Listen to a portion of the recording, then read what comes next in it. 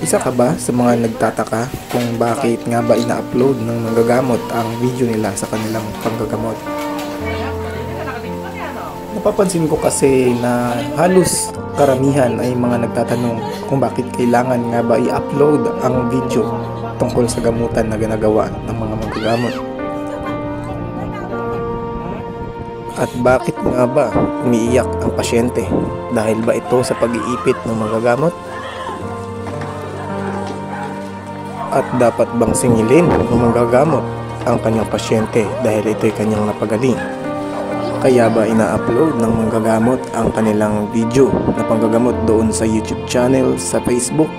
Para nga ba magkaroon ng pera? Para nga ba sumikat? So, sasagutin natin yan sa dulo ng video natin mga kapanalig ha. Kung willing kang manood ay antayin mo hanggang sa dulo, brother, sapagkat interesting ang video na ito. Pinapangako ko sa iyo yan.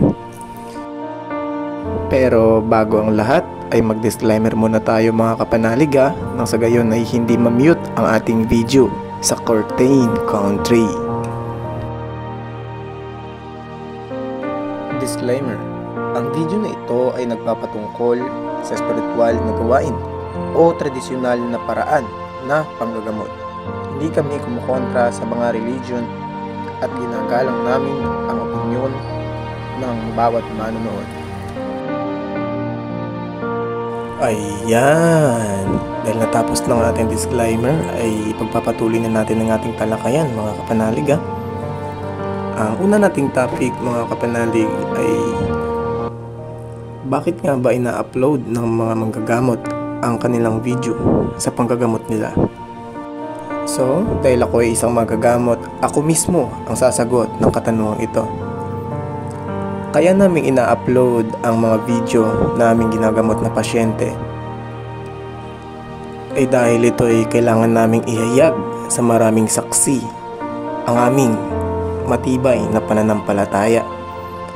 Kaya ang nasambit kong pananampalatayang ito ay mababanggit ito sa dulo ng video. Abangan ninyo ito at maganda-ganda ang papakinggan ninyo mismo na nagmula sa banal na kasulatan ng Biblia.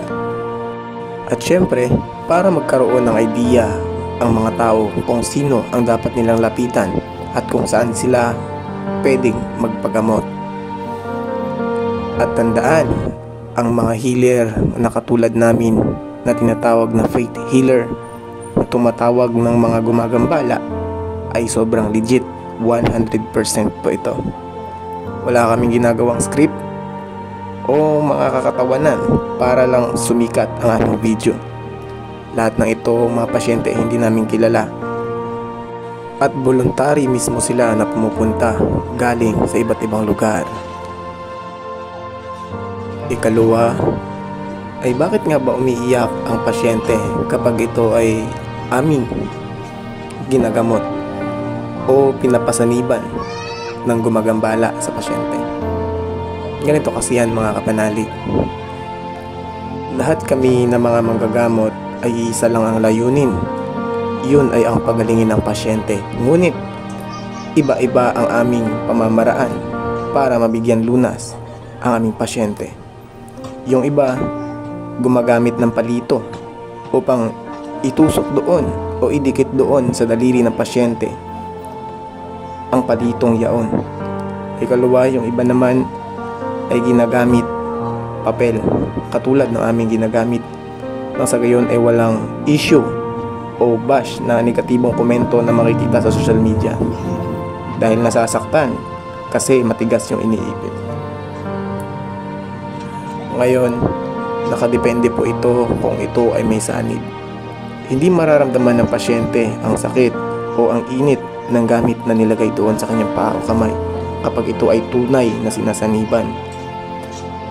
Ang makakaramdam lang nun ay yung mga pasyente na nagkukunwaring may sanib at alam po namin kung ang pasyente ay nagkukunwari na sila ay may sanib at ang tunay na sinasaniban ay hindi niya alam kung ano ang nangyari sa kanya. Ikatlo, dapat bang singilin ng manggagamot ang kanyang pasyenteng napagaling? Kung ako ang tatanungin, ay nakadepende po ito sa manggagamot kung siya ay naniningil o hindi, at bilang lamang ang tunay na manggagamot. Merong tunay na manggagamot, ngunit ito ay naniningil. Meron ding tunay na manggagamot, pero hindi naniningil. At doon kasi binabasihan ng ibang tao, kapag hindi naniningil yung manggagamot, yun ay totoo. Meron din kasi na manggagamot na nagkukunwari na siya ay manggagamot para lang magka-donation. Hindi ko ito nilalahat, pasintabi po sa mga manggagamot dyan. Kasi merong mga manggagamot na gumagaya sa atin na nagkukunwari upang magkaroon lamang ng pera. Siguro malinaw na ang aking mga naisabi para sa inyong mga katanungan.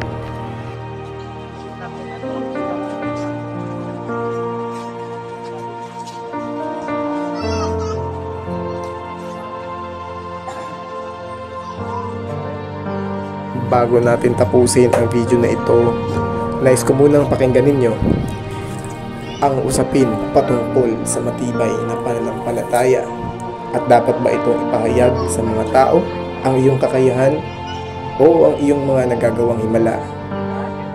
Tara at pakinggan natin ang video na ito na nagmula pa mismo sa banal na kasulatan ng Biblia. Ang totoo, wala tayong dinala sa mundong ito at wala rin tayong madadala pag alis dito. Kaya kung mayroon na tayong pagkain at pananamit, dapat na tayong makontento. Ang mga taong naghahangad yumaman ay nahuhulog sa tukso, sa isang bitag ng mapanira at walang kabuluhang mga hangarin na nagdadala sa kanila sa kapahamakan. Sapagkat ang pag-ibig sa salapi ang siyang ugat ng lahat ng kasamaan. Ang sobrang paghahangad ng salapi ang nagtulak sa iba na tumalikod sa pananampalataya at nagdulot ng maraming paghihinagpis sa buhay nila. Ngunit ikaw bilang lingkod ng Diyos, iwasan mo ang mga bagay na iyan. Sikapin mong mamuhay ng matuwid, banal, may matibay na pananampalataya, mapagmahal, mapagtiis, at mabait sa kapwa. Ipaglaban mong mabuti ang pananampalataya. Panghawakan mong mabuti ang buhay na walang hanggan.